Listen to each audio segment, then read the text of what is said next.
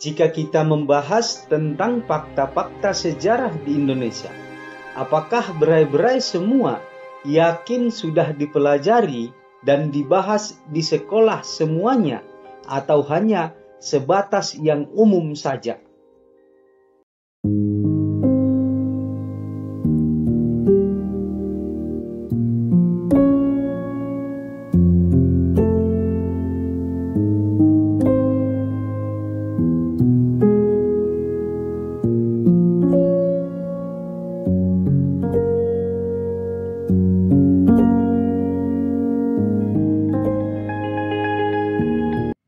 Sejarah dalam dunia pendidikan Indonesia merupakan suatu mata pelajaran wajib dari SD, SMP, dan SMA, serta sebuah program studi di perguruan tinggi yang terdiri akan 2 jurusan, yakni ilmu murni sejarah dan pendidikan sejarah.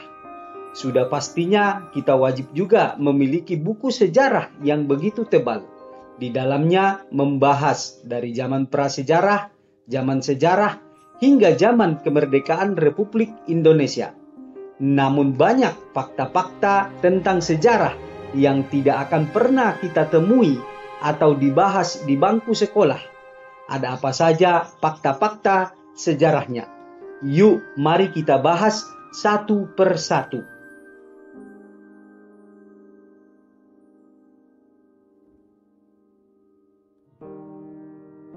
Surat izin mengemudi yang disingkat dengan SIM merupakan suatu bukti dan kartu tanda lisensi supir yang diberikan oleh Polri kepada seseorang yang telah lulus akan tes lapangan dan psikotes, serta administrasi sesuai syarat-syarat yang diwajibkan untuk mengemudi kendaraan bermotor di wilayah Republik Indonesia. Tapi perlu berai-berai ketahui, SIM pertama kali diterbitkan di dunia sekitar tahun 1800-an. Dan orang pertama di dunia yang memiliki SIM adalah Karl Benz di tahun 1888. Selepas beliau menciptakan mobil pertama dunia dengan merek Benz Patent Motor Wagen pada tahun 1885. Sedangkan negara pertama yang mewajibkan kepemilikan SIM adalah negara Inggris pada tanggal 1 Januari tahun 1904.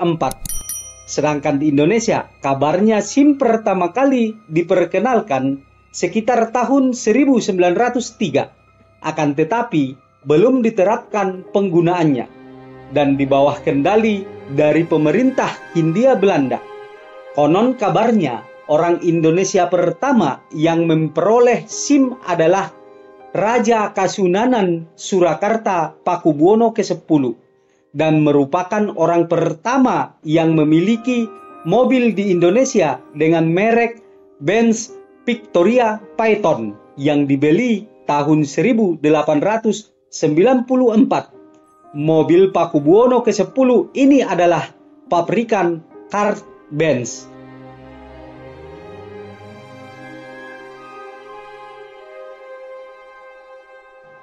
BPKB atau Buku Pemilik Kendaraan Bermotor diterbitkan oleh Satuan Lalu Lintas Polri sebagai bukti kepemilikan kendaraan yang sah.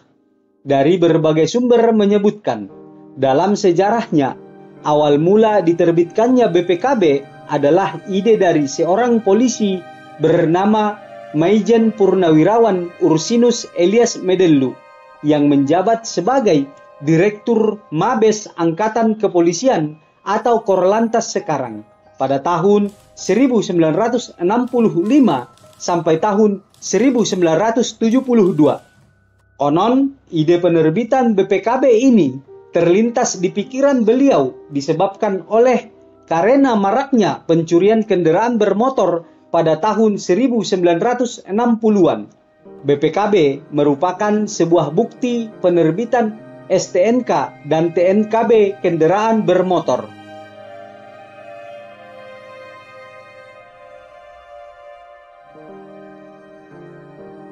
TNKB adalah sebuah tanda atau nomor plat atau nomor polisi yang dikeluarkan Korlantas Polri ditandai dengan logo dan tulisan Korlantas Polri yang terdaftar di kantor bersama Samsat Provinsi yang disesuaikan dengan wilayah hukumnya.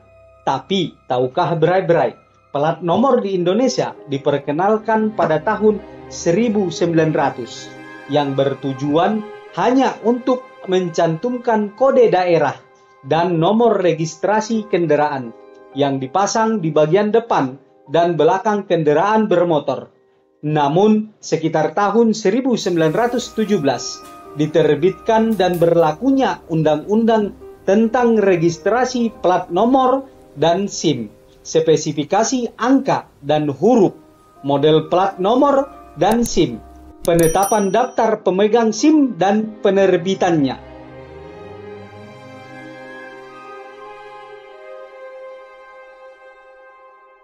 Dalam sejarahnya, penggunaan plat nomor kendaraan di Indonesia pada dasarnya diatur oleh undang-undang yang diterbitkan oleh pemerintah Hindia Belanda dan hingga saat ini masih berlaku.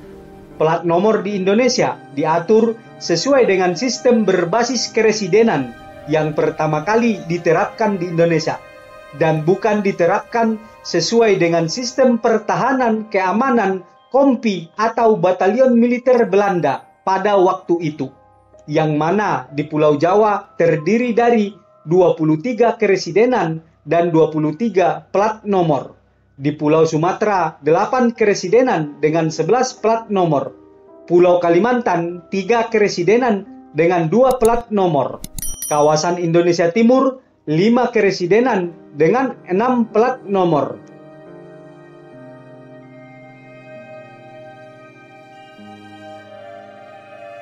Dikutip dari berbagai sumber, di Indonesia ada 2 perusahaan bis paling tua, yang mana keduanya masih eksis hingga sekarang.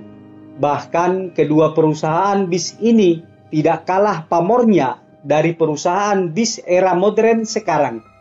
Adapun nama perusahaan bisnya adalah Naikilah Perusahaan Minang, yang disingkat dengan NPM, yang lahir pada tanggal 1 November 1937 di Padang Panjang, Sumatera Barat. Sedangkan perusahaan bis tertua kedua di Indonesia adalah Perusahaan Umum Damri atau dikenal dengan Perum Damri.